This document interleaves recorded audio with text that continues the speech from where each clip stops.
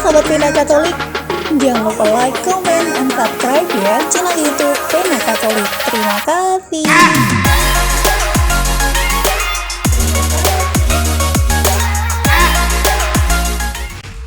Suster Santo Dominikus atau OP sudah berkarya di Nusantara sejak 12 Desember 1931.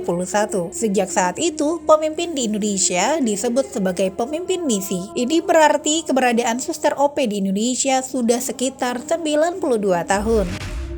Awalnya, para suster yang datang dari Belanda memulai karya mereka di Cilacap. Seiring waktu, karya mereka bergeser ke arah barat di Cimahi. Misi di Indonesia berkembang yang sebagian besar anggotanya adalah orang-orang Indonesia. Pada Kapitel tahun 1982, misi di Indonesia diberi wewenang dalam mempersiapkan kemandirian atau otonomi. Pada tanggal 12 Desember 1987, misi di Indonesia diberi otonomi dan menjadi kongregasi mandiri. Saat ini, Suster OP di Indonesia tengah berjuang untuk membangun rumah induk kongregasi Suster Ordo Pewarta Indonesia di Cimahi, Jawa Barat. Sebagai usaha untuk mendukung pembangunan ini, diadakanlah charity dinner Biarkan Obor Tetap Menyala yang diadakan di Keramat, Jakarta Pusat 12 Agustus 2023.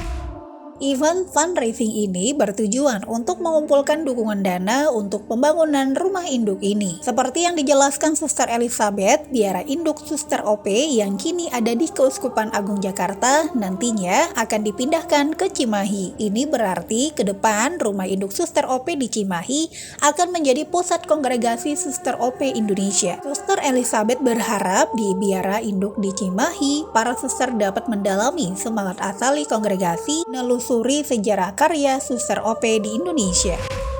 Event fundraising ini diadakan berdekatan dengan Pesta Pelindung Santo Dominikus. Ini dimaksudkan agar penggalangan dana ini juga disatukan dengan mimpi Santo Dominikus untuk membawa kabar sukacita kepada dunia. Pada event fundraising ini, Uskup Bandung, Monsinyur Antonius Subianto Bunjamin OSC menyampaikan dengan turut berbagi untuk mendukung karya Suster OP, ini menjadi peran nyata keterlibatan dalam karya itu. Biara induk ini tidak hanya sebagai tempat tinggal, Monsinyur Anton menyampaikan tempat ini menjadi tempat formasi yang menjadi oase rohani, moral, dan spiritual. Di sini, setiap orang dapat menggali kekayaan iman Santo Dominikus. Dukungan untuk event fundraising ini juga diberikan oleh Duta Besar Vatikan untuk Indonesia, Monsinyur Piero Piopo. Salah satunya, Monsinyur Piopo menyerahkan patung Ecce Homo yang berbentuk kepala Tuhan Yesus sebagai salah satu benda rohani yang dilelang dalam acara ini. Dalam sambutannya, Monsinyur Piopo berterima kasih kepada setiap orang yang mendukung dengan datang pada event fundraising ini. Kesempatan pertemuan semacam ini mengingatkan kepada apa yang dilakukan umat Kristen perdana dengan berkumpul bersama para rasul untuk berbagi. Monsinyur Piopo menyampaikan otonomi yang diperoleh kongregasi Suster OP Indonesia ini adalah anugerah bagi gereja, dengannya mereka dapat bekerja lebih untuk gereja dan masyarakat. Menurut Monsinyur Piopo, sebuah rumah adalah tempat untuk mengembangkan kasih dan sukacita.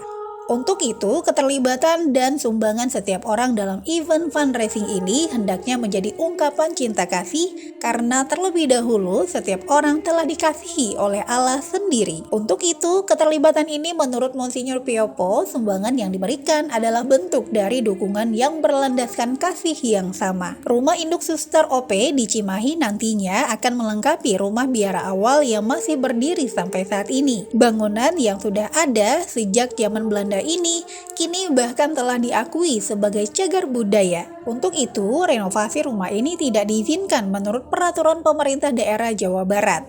Untuk itu, bangunan yang akan dikerjakan selanjutnya akan berdiri sendiri dan melengkapi bangunan yang sudah ada. Akan ada fasilitas untuk kegiatan rohani dan administrasi yang dapat mendukung karya Suster OP sehari-hari.